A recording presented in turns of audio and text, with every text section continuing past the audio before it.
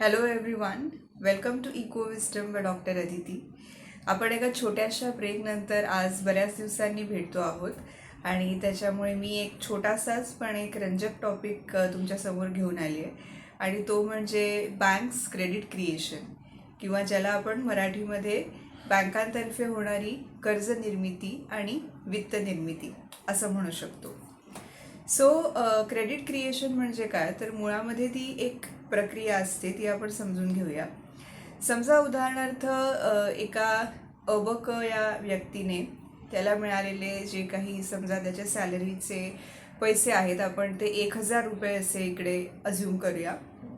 So 1,000 रुपये त्याने जर बँकेमध्ये ठेवले तर त्या डिपॉझिट केलेल्या 1,000 रुपयांपैकी बँक काय करेल तर ते त्यातले जी रिझर्व रिक्वायरमेंट असेल, समजा 10% किंवा 20%, तर तेवढे पैसे साईडला ठेवून किंवा तेवढा रिझर्व रिक्वायरमेंट मेंटेन करून उरलेले जे पैसे आहेत, म्हणजे समजा 100 रुपये साईडला ठेवले तर 900 रुपयाचं लोन देईल. मग हे जे लोन दुसऱ्या व्यक्तीपर्यंत जाईल तर ती व्यक्ती हे मिळालेले पैसे एखाद्या दुसऱ्या त्याच्या देणे करायला द्यायला वापरेल. ज्याला हे पैसे मिळतात तो पुन्हा एकदा बँकमध्ये डिपॉझिट करेल. त्याची बँक पुन्हा एकदा ते रिझर्व रिक्वायरमेंट मेंटेन करून उरलेल्या पैशांमधनं लोन देईल. तर सांगण्याचा मुद्दा असा आहे की ह्या 1,000 रुपयांमधनं ही जी क्रेडिट क्रिएशनची प्रोसेस सुरू झाली, ती प्रोसेस अशी रिझर्व रिक्वायरमेंट मेंटेन करून करून पुढपर्यंत जात असते आणि त्याच्यामधनं 1,000 रुपयांमधनं त्यातून समजा 5,000, 10,000 अशा पद्धतीची क्रेडिट क्रिएशन किंवा वित्त निर्मिती होत असते.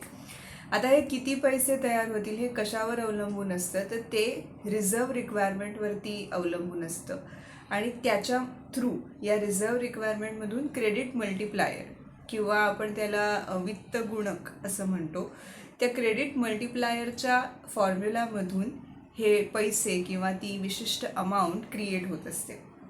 सो समजा बँकेला पैसा जास्त क्रिएट व्हायला हवा आहे अर्थव्यवस्थेमध्ये, समजा रिसेशन किंवा मंदी अशी आर्थिक परिस्थिती निर्माण झालेली आहे आणि जास्तीत जास्त पैसा निर्माण होणं, लोकांकडे पैसा येणं हे गरजेचं आहे, कारण त्यामुळे प्रोडक्शन ॲक्टिव्हिटी स्टिम्युलेट होऊ शकते.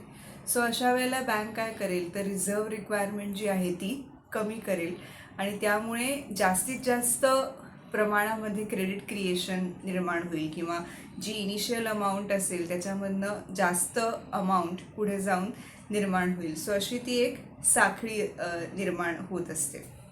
सो हा आहे बँक क्रेडिट क्रिएशनचा कॉन्सेप्ट आणि त्याच्याबरोबरीनेच क्रेडिट मल्टिप्लायर किंवा वित्त गुणक हा कॉन्सेप्ट. हा जो कॉन्सेप्ट आहे तो आपल्याला रेग्युलरली एक्झाम्समध्ये BCom BAच्या एक्झाम्समध्ये असतो आणि कॉम्पिटेटिव्ह एक्झाम्समध्ये क्रेडिट मल्टिप्लायरविषयी प्रश्न येत असतो.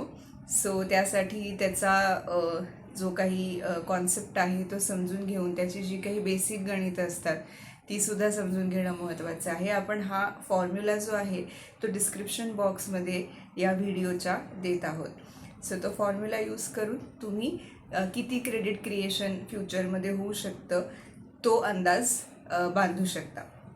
सो आय होप बऱ्याच दिवसानंतर आलेला हा एक छोटासा व्हिडिओ तुम्हाला आवडला असेल आणि संकल्पना तुम्हाला समजली असेल. आम्ही लवकरच असे अजून नवीन नवीन व्हिडिओज आणत राहू. सो स्टे ट्यून्ड आणि चॅनलला सबस्क्राईब करायला विसरू नका. धन्यवाद.